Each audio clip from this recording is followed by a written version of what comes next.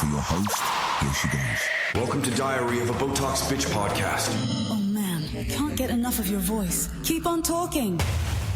Hi, it's Dr. Botox, Dr. Danielle Mark Collins, and I'm coming to you live from downtown Beverly Hills on the podcast that we call Diary of a Botox Bitch. They call me Dr. Botox because I've shot up more faces than LeBron James has shot 3. I have recently relocated to Beverly Hills to launch my skincare brands, Dermaface MD, Aerospace MD, and coming very soon, La Dollar Skin, which is spelled with a dollar sign for the skin part.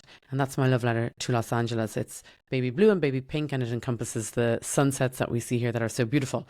First of all, a little bit about me, and then I'm going to tell you about the news and the gossip and spilling the tea on the shows that I did, The Real Housewives of Ireland, also Celebrity Big Brother in the UK, which was filthy, by the way. I'm also going to do a segment on skincare and Botox and derma filler, which we call Botox. And typically at the end, if I have time, I'll read a few lines from my book, which is also called Diary of a Botox Bitch. But today, before we start anything, I want to talk about the fact that Stellar Magazine in Ireland posted up a clip on their TikTok about, and you can see it on my TikTok account, Dr. Botox Danielle Mark Collins. They posted a clip stating that Andy Cole, it was actually Andy Cole going, oh, we might do a Real Housewives of Ireland. Bitch, please, it's been done. It's my fucking show. We did it. We had 1 season, we had 2 seasons, we had 3 seasons. The head of the network moved to England, took me with him, and I did Celebrity Big Brother over there. And it's been done, and it's my show. It's always going to be my show. And who am I? I'm Dr. fucking Botox. That's who I am. So it's always been my show. It's always going to be my show. I have relocated to Beverly Hills. I do an awful lot of stand-up comedy. I've been doing stand-up comedy on and off. I probably started about 10 years ago.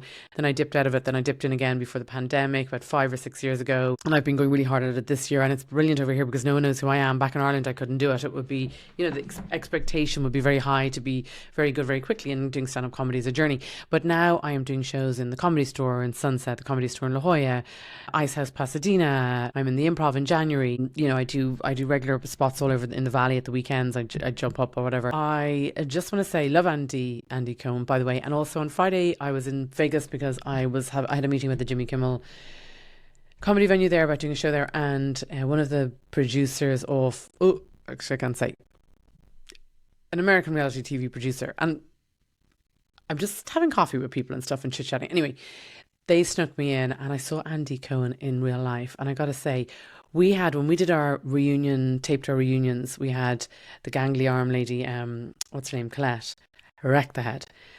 Andy's he's good looking, and I know you can't have a crush on a gay man, but I'm just saying, very handsome. His hair is very well coiffed. Am I using the right word? He's delightful. He was able to handle all the questions because people were asking questions about the Bethany Frankel, the reality TV reckoning, and what did he make? And he did make a valid point to bring such joy to everybody. I do think from the reality TV point of view, I wish I had residuals. Of course I did, because I did all the Real Housewives of Ireland, Dublin Wives. I also did 50 Plastic Surgery Shockers, which is like the UK version of Botched. Or as I like to call it, 50 fucked up faces. Big Brother, we should get residuals. A lot of people have done shows like Big Brother and Love Island and then have come off and have no way of making a living and have been really in trouble. I've been very lucky. I had my teeth whitening clinics. I sold that. Yes, I am a DDS. I went to Irish Ivy League in Trinity. And then I also obviously sold my Botox clinics, and I retired about 5 years ago, and I came out here on an O1B visa. I now have my full green card. So yeah, I mean, if I wanted to be, I would be like an Irish reality TV gun for hire, but not the IRA. Although I am the great granny of Michael Collins, who is arguably one of the most influential men in Irish history, and he was president of Ireland, and like many of the presidents here in America, he was also very bad at ducking got himself all shut up.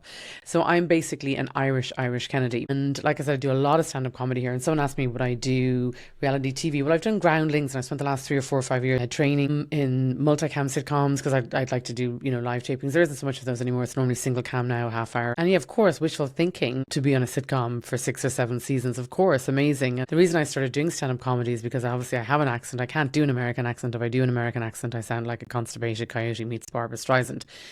I actually sound like that lady Strutton Strachan. What's her name? On The Real Housewives of Beverly Hills. The one from Texas. Yeah, she's like this. Oh my God, wreck the head. Absolutely insufferable. I just call her Hillbilly Hilda. I can't remember her name. But you know who I'm talking about. So yeah, basically I have an Irish accent, and I was kind of going to try and do an American accent. And a lot of my Aussie friends can do a great American accent because their jaw is set in the same way. So their masseter muscle is set in the same way. Some people get Botox in their masseter, by the way, but their masseter muscle is set in the same way. Irish people, it is hard to do an accent. It's the same when Americans try and do an Irish accent. It never works out very well. And then I thought to myself, do you know what? If they want an American actor, they can just get an American actor.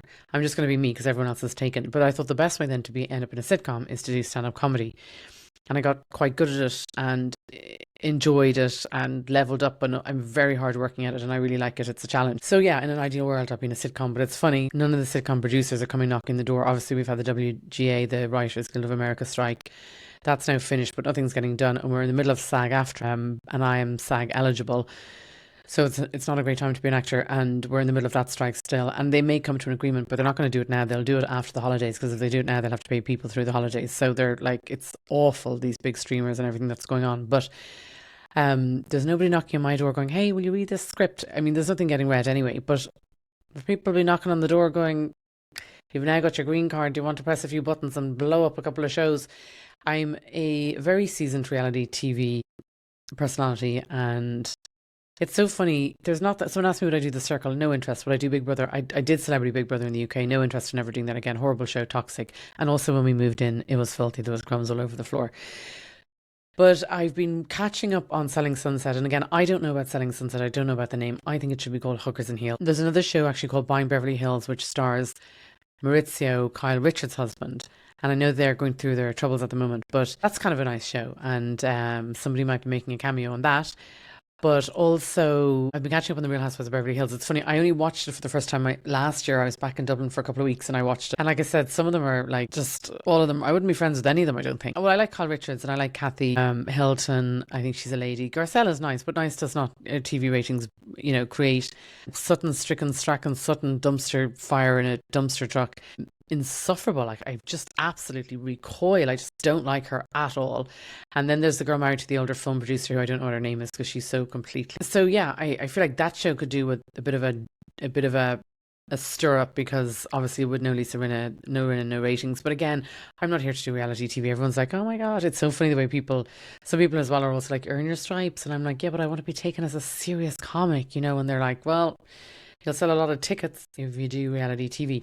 Anyway, speaking of which, I'm going to talk about skincare in a moment, but I did want to just wrap up on the fact that we've made a load of TikToks and we are very adamant about the fact that Andy Cohen, this is the interesting thing, when we did The Real Housewives of Ireland, it's been done. Like, we did a lot of seasons, we got nominated for an Irish BAFTA, which is like an IFTA. It was my show. It was my fucking show. It's the Danielle show. It was always the Danielle show. It'll always be the Danielle show. Everyone's like, who are you? I tell you who I am. I'm Dr. fucking Botox. It's my fucking show.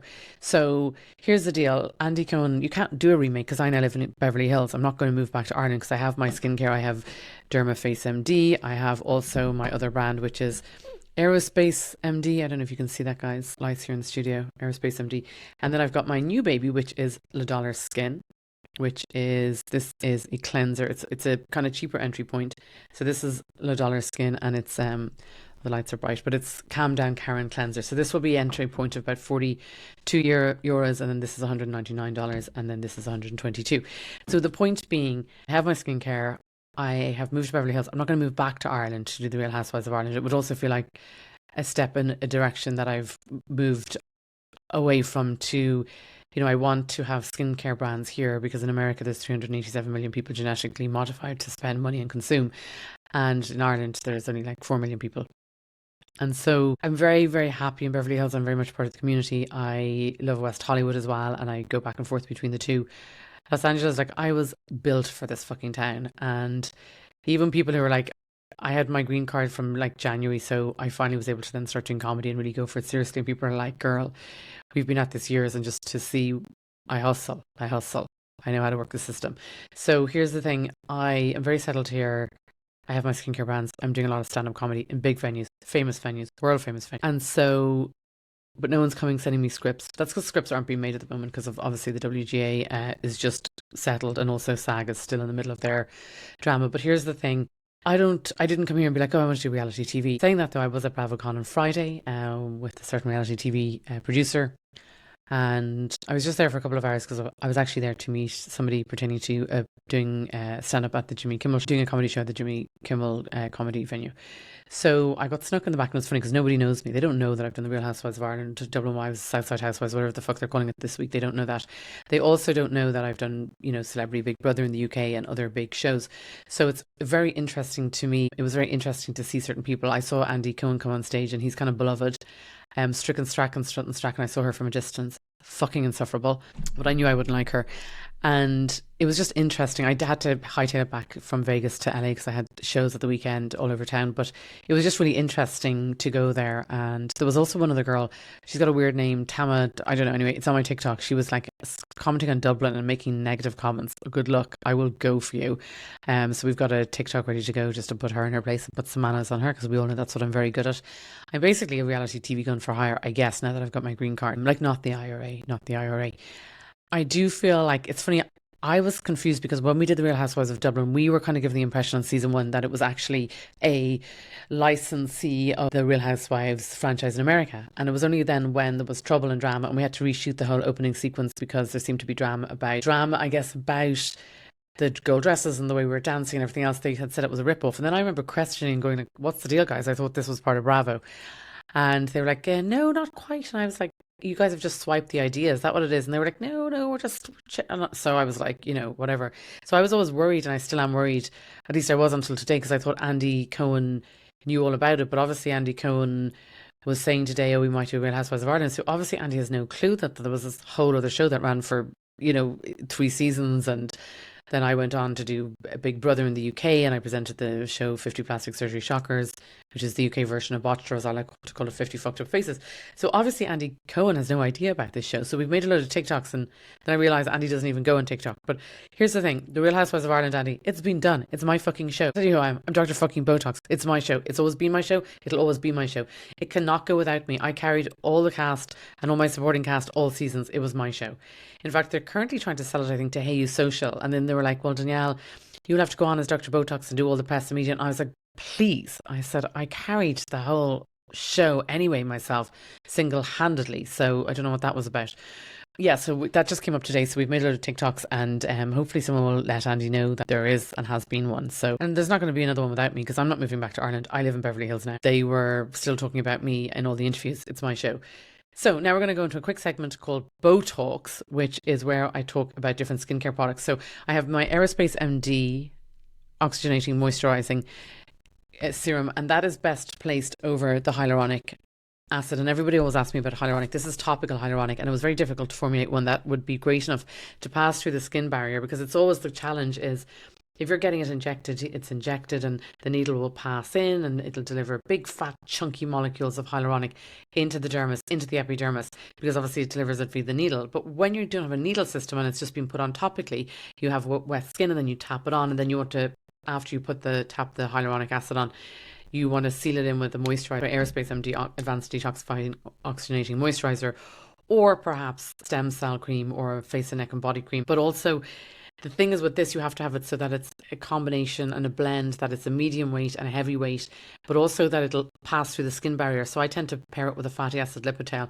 This is all Leaping Bunny certified, cruelty free, made in California. I have shared a little bit of how I end up doing this. I had some skin cancers. I actually have a little patch here. I'm waiting for biopsy results. I had a biopsy done on Thursday. I hope everything's okay. Oh, I get so much anxiety about it still. I didn't ever plan to formulate skin, but when it came down to it, I had to fix my own skin barrier. So it was a case of doctor, clinician, heal thyself. And that happened about 6 years ago in Ireland. And then when I came to America, I had a Mohs surgery here in my medial canthus, and it was done in Cedars-Sinai. And then I had to again heal my skin. And when I was doing it the second time around in California, I realized I had access to great labs, great products. And so I thought, you know what, I actually could pull this off and actually do a skincare range. So then my real little baby is called La Dollar Skin. I don't know if you can see this because the studio lights are pretty, it's hard to... It's not going to be picked up, but this is called a Dollar Skin, and it's on the website, so you can go to dermafacemd.com or aerospacemd.com, or La Dollar Skin, which is LADOLLA Skin. In the branding, the S is actually a dollar sign. This is my love letter to Los Angeles. It's baby pink and blue for some of the products, and it is a gorgeous, gorgeous cleanser for people who have, it's called Calm Down Karen Cleanser. So it's for irritated skin. And everything is formulated by me. Everything is formulated by me. Everything, every single name is been determined by me. Every formulation, every bit of branding, every bit of the design, everything. Like I do everything. So although the Aerospace MD is $199, this will come in at about 28 to 42 for the La Dollar Skin. But again, the same. It's made in the same lab. It's overseen by me. It's La Dollar Skin collab with me. But obviously, I own La Dollar Skin, so this is all me, all my years of expertise. And the idea is that you can mix and match. So you could buy this for your daughter while you're buying something else for yourself. The idea that you have one skincare range that caters for all ages is incorrect. This is definitely for the millennials, the 18 to 24.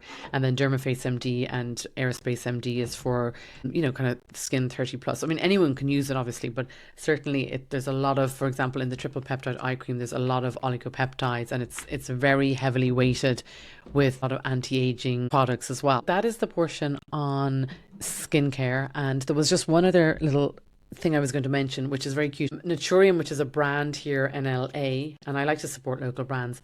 These girls are very, very sweet. They had an event last Friday and they gave me some free product to try, and this is beautiful. I had a lovely bath, and it's the Glow Center multi-oil body wash, and it's actually delicious. Smells fabulous. Just beautiful product, and just the whole vibe as well. It's kind of cool. They just had some great products to give away, and obviously they had avocado toast, which is my favorite food in the whole world, so I was definitely there for that. They gave me a lot of different things, but the other product that I thought was kind of cool, the reason I talk about this is we don't have a Dermaface body wash or an Aerospace MD body wash, and I won't do makeup, but this is the other product which is great. It's Phyto Glow, but also I just thought the packaging is fabulous. They have a little box that's cute, but this is the Naturium, so it's the Phyto Glow lip balm. I like a good lip balm. So it's just, the colours are it's the Coffee Society, and I love coffee. Everyone knows me in the mornings. I drink coffee alone. Someone goes, I want to meet you for coffee. Like, no. I have coffee on my own. I have breakfast on my own. Even if I meet people for brunch, I'll have always had breakfast on my own. I always have breakfast on my own every morning. I always have avocado toast. I always have coffee. I have orange juice or grapefruit juice. And it's all fresh. I have to be in peace in the morning. Everyone goes, oh, you're not a morning person. That's not true. I'm such a morning person. In fact, I'm such a morning person, I want to be left alone the entire morning. So this Phyto Glow lip balm is fabulous. And it's the coffee. So I even like the top of the vessel. It's kind of cute in it now. And so it just goes on very smooth like this. Oh, it's fabulous. I really, really like that.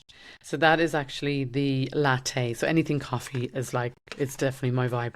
So that's the Naturium. And again, I don't do lip balms. I'll do an SPF lip balm at some stage, and I don't do body wash oils. So I tend to not do products that are in competition, obviously, with my own, because I do believe that my skincare is the best, and it's what I use on my own skin, and I have pretty good skin. And my skin wasn't always great. I feel like my skin, I had to use Effudex, and it got quite badly damaged at one stage, and there was a lot of fixing that I had to do, which is why I formulated all these hyaluronic acid serums in the first place. So now we're going to come to the part of the show where I'm going to just see if I can read a little bit from my book, Diary of a Botox. I also just wanted to say as well, in terms of the topical hyaluronic, it's really important to make sure that you pat it onto wet skin, because you want it to be, and then you seal it with moisturizer. That's super important, because you want to actually make sure that the product is fully absorbed by the skin. So I'm going to read we're on chapter 2 of my book, Diary of a Botox Bitch, which comes out in January. And we were talking about beforehand the fact that we were at a conference in Monte Carlo, and actually you can see in the recent TikToks that we've posted of the Real Housewives of Dublin, Real Housewives of Ireland, which has already been done. Andy Cohen just saying, and it's my fucking show. You can see in that a lot of the different clips of me in a helicopter transfer flying into Monte Carlo and all the rest of it. So we started off last night, we were talking about, and actually I got quite choked up because actually I kind of forgot about this. Sometimes you write a book and you have the draft, and then you don't look at certain chapters for a while because they're kind of completed.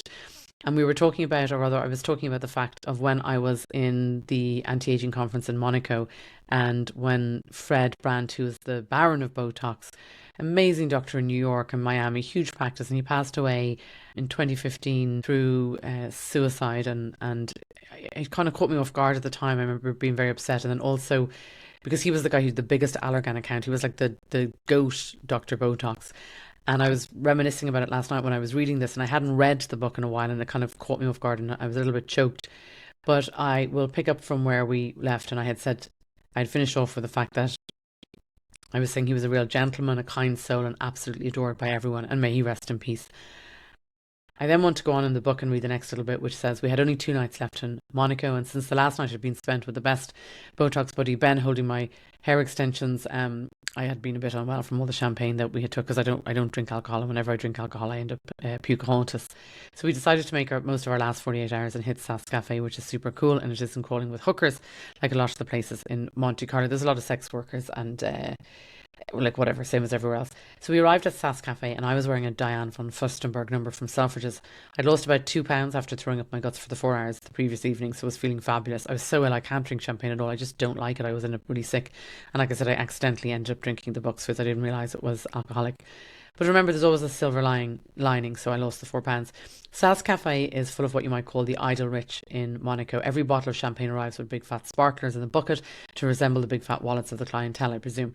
There was a rather handsome, dark-haired older man who was giving me the eyes, and he was wasting no time in sending over a magnum of champagne.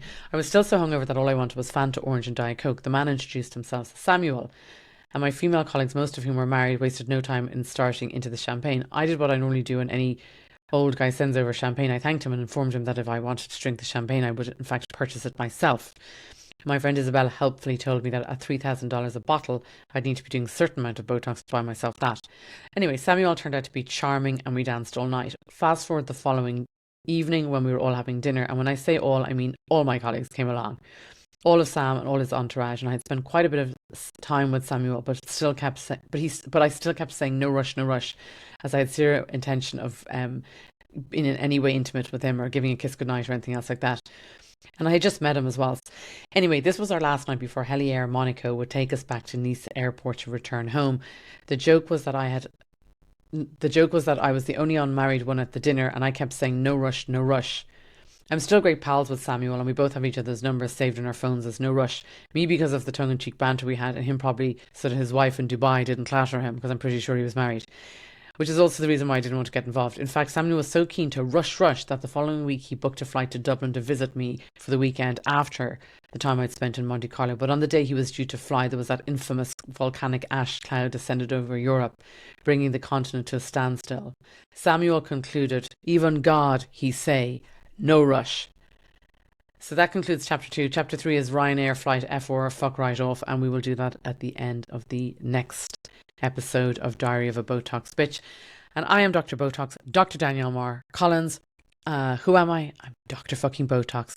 Who's the star of The Real Housewives of Ireland? Me. It's my show. Andy Cohen. You can't make it without me. I'm not moving back, and I'm not leaving Beverly Hills to go back over there and film again. And it's my show. It's always going to be my show. It's always been my show, and forever it will be my show.